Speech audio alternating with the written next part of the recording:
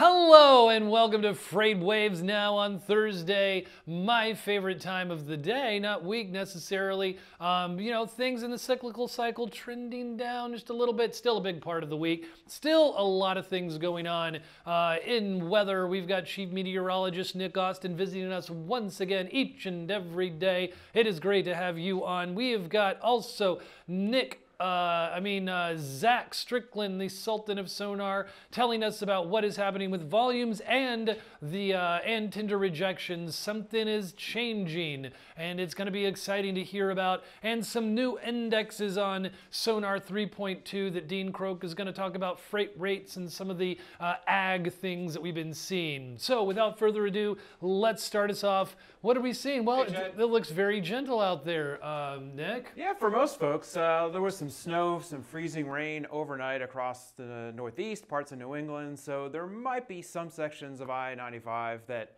are still a little bit icy, but it's not too bad up there. Flooding is still going to be a problem in parts of the South today, possibly near Memphis, down into northern Louisiana, into Middle Tennessee, and those areas. That's going to be a problem off and on for the rest of the week. It's already been a problem the last few days, so there might be some road closures along parts of I-20, maybe I-40, some of those areas. But it doesn't seem to be getting in the way of the freight show too much. The outbound tender volume index seems pretty hot in this area. A lot of outbound volume coming out of Southern California too. But the problem there is that there's snow in some of the mountains of Southern California, and there'll be more snow and heavy snow falling for any loads that have to go east into Arizona and New Mexico, especially northern parts of those states, possibly sections of I-40, I-70 later today in Colorado, because of the heavy snow just continuing to shift eastward through that region. Bless their hearts down there. Yeah. So there could be just some temporary disruptions there. Temporary disruptions, not too big of a deal. No. It's a relatively quiet day today, so crazy. That's good. Yeah. Well, sometimes he can bring us the good news too, right? Not just always the bad news. So thank you, Nick Austin. Awesome stuff. And now, without further ado, let us have the magician, the Sultan of Sonar. Bring us some analysis, sir. All right. So we have our first exciting news of 2019. It's not easy to excite you. I know. I got excited. Because of this right here. So we've got the outbound tender rejection index United States of America paired with the outbound tender volume index United States of America. Wow, you are getting the hang of this. So you can see this big long downward spiral. Tender rejections very low nationally still. Just fell all the way out of New Year's. And then all of a sudden right down here in the last day, Eensy-beensy little uptick. It looks like an eensy-bitsy uptick, but look at all this activity that we haven't had for the month of February. It has been extremely quiet. This thing it barely moves up and down. It's been kind of just hovering around 7.5%. About as high as it's been in a month. So yeah, all of a sudden, yesterday, it just shoots up to 8%. Highest it's been since the end of January, or towards the end of January. While simultaneously volumes remaining... Volume was not the cause of the tender rejection surge. So that's the part that's actually the most interesting to me, because anytime that volume and tender rejections move in opposition, I'm curious to know why capacity seems to be in balance, because the tender rejection rate measures market balance, not necessarily how much volume, because we have an index for volume. Right. When people are when carriers are turning down loads with more frequency, it's not always because there's just so much volume they can't handle it. It's because they have better options in other places. So when and this actually, thank you for doing that, it really kind of illustrates what I'm talking about here, is these things are moving in opposition. They're moving together now. And you would call this more of a imbalance market. So yeah, there's something in the market where basically they're saying, we don't have the truck to cover your loads right now today in the market, and we'll hit on that here in a little bit. Okay. So yes, these things moving in. It's maybe coming into balance, the market not deteriorating. Maybe a sign of maybe a bullish look. Yeah, a little positive. It's one day. It's not a full trend. It's one day. Well, that's what we're here to do, is bring you what is happening right now. Yeah, so we can't get too excited, but we are getting closer to March, which typically does bring with it warmer weather and also freight. So I've got this chart here, which is the outbound tender volume index yearly change. So what this is doing is measuring in percentage what the difference is between now, this time this year versus last year. And right now I've got Atlanta, Chicago, and Dallas, three of the biggest markets in the country right now. Atlanta in the white here. Atlanta's in the white. You got Dallas in orange and Chicago in green. These are three of the biggest markets in the country, and they tend to have a pretty big impact on national capacity. So this part right here, again, quite interesting because we have moved out of largely positive territory for some of these markets. Atlanta specifically is the third biggest market in the country right now, or second biggest market, I'm sorry, in the country right now. Wow. And it is 1.71% down year over year. Just since the crazy 2018. Yeah, but you see right in here in January where it was highly positive. We were actually came out of the new year very positive, but tender rejection rates fell, volumes were falling, everything looked like it was kind of cooling off, and because we started off thinking, okay, this year's going to be pretty big still. We've still got a lot of volume, even though capacity was still pretty balanced. And then these two markets here, Chicago, of course, is a big deal. It obviously was having a big time earlier in the month, and now it has since dropped all the way down to 5.5% lower than this time last year. That's concerning because the closer we get to March, kind of we expect to have some of that normalizing effect. You know, we don't want to be 4.5% down sitting on February 28th. Waiting for this big March push. One thing though that I'm seeing that is interesting, you're saying like don't get too excited about a single day or whatever, but right here is only, this huge drop was only a period of 5 days. Yeah. And then the stabilization and the picking back up, only 3 days. Yeah. Right. So it's probably, you know, these aren't terrible signs. Right. But they're not great signs for right now. I mean, especially with all the other indicators in the market, kind of indicating we're going to cool off this year. We've got excess capacity available in the market at this point. So these are really kind of concerning. These are more concerning than I'm more excited about the tender rejection one-day movement. But if I may, not necessarily push back, but just ask a little bit deeper, remember how crazy and overly heated it was for the first half of 2018, and these numbers are just slightly off of 2018. We were overheated not because of volume. That's a key note.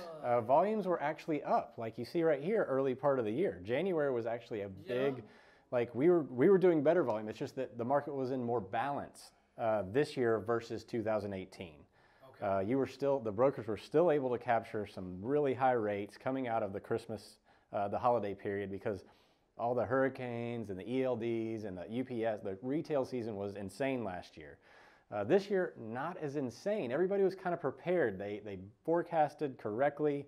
They were able to get trucks where they needed to be. This year, well, Atlanta started off hot, but it actually appears that Chicago and Dallas might not have been as hot. Well, if you go all the way back, they actually were pretty hot. They were higher. They were all in positive territory. Dallas, I think, actually was not, but Chicago for sure was in positive territory coming out of, here we go. Backing it up a little bit more. Yeah. I see. And you can see right here is about the bottom end of that. But you see they actually were decent in January and dropping all the way back down here. And that's why I'm saying in March, the closer we get to March, the more concerning this is, because March is supposed to be kind of the big turnaround. You know, baseball season starts, hope springs eternal, opening day, all of that, right? And you know, to kind of add, I'm going to come back around, and I'm going to show the tender rejection index for Atlanta and Dallas. So you saw the volumes down year over year.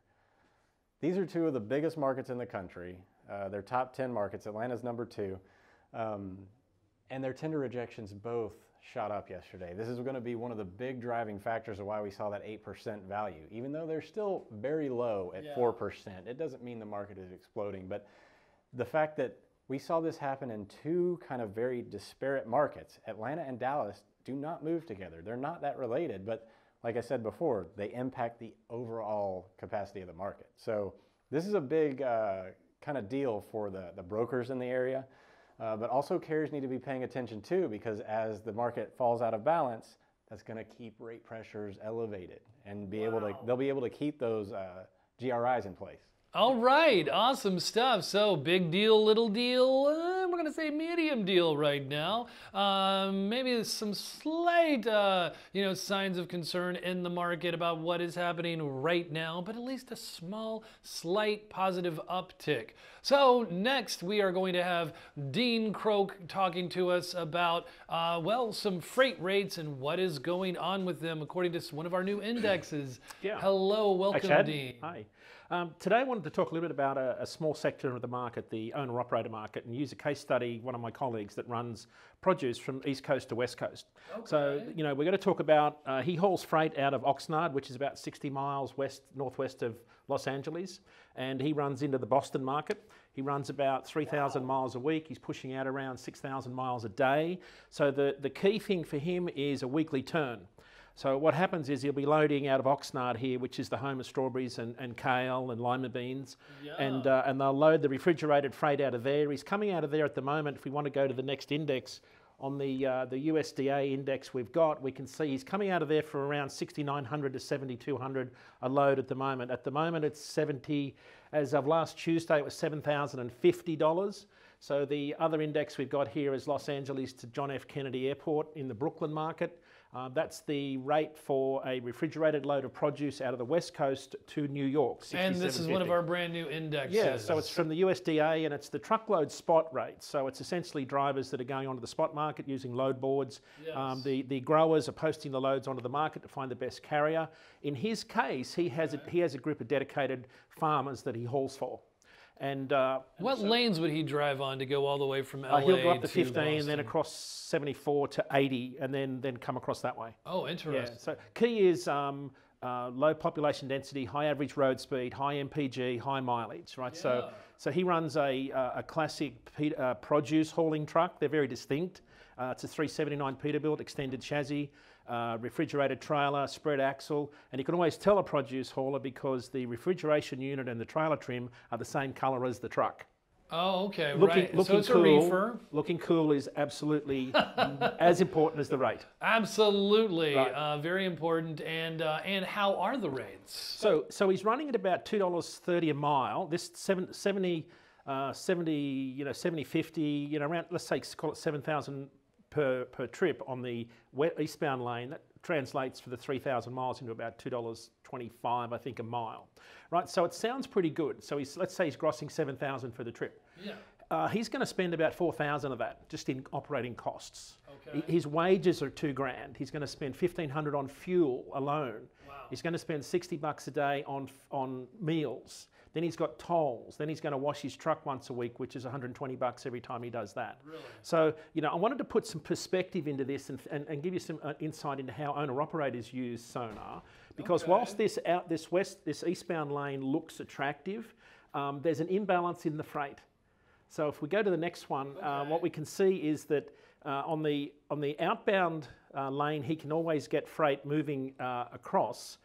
The rates are generally coming down. They're off about 25% since December. So his rates are down here. Just before Christmas, the rates were right up around 9,250. So they're actually making pretty good money, but it's very cyclical. So right now, Yes. Zach just talked about some of the capacity issues we've got. We've got excess capacity in the market. Volumes are somewhat depressed, but California produces a lot of produce year round. So you can generally get out of there every week if you're there in the right place at the right time. Okay. But you have to be able to go over 1 week and back the next. So you can't miss your cycle. You've got to be one way each week. So that's why they're running about 3,000 miles a week, working 6 days on, 1 off typically. So what happens is if we go to the next market, so by the time he gets to the Boston market and unloads 3 o'clock Sunday morning, what happens is the outbound freight out of Boston is almost negligible. And we can see here this is the long haul tender reject in orange. It's down around 3%. And the outbound tender reject generally is down around the same number. So it tells you that there's plenty of capacity in the Boston market. There are a lot of trucks because it's an inbound market, so it's a backhaul market on our haul index. There are a lot of trucks looking for any sort of freight to come out. But because he's got to turn and burn and get back to the West Coast to reload his second load for the month, he has to dead haul out of there, sometimes to North Carolina to load sweet potatoes. Wow. Sometimes he'll run to Harrisburg, PA to load Hershey chocolates. Sometimes he's even had to run across to Chicago before he can pick up a backhaul load. That's a long time to deadhead. So the key is, where SONAR helps is he can understand, and when we talk, we can help him understand where the capacity constraints are, where there's excess capacity, and then he can make a decision. Generally, he gets into a market and out of there very quickly. He does not wait around if he hasn't got a load. He'll get straight out of there. And because he's got the ag hauler exemption, he can run within 150 air miles.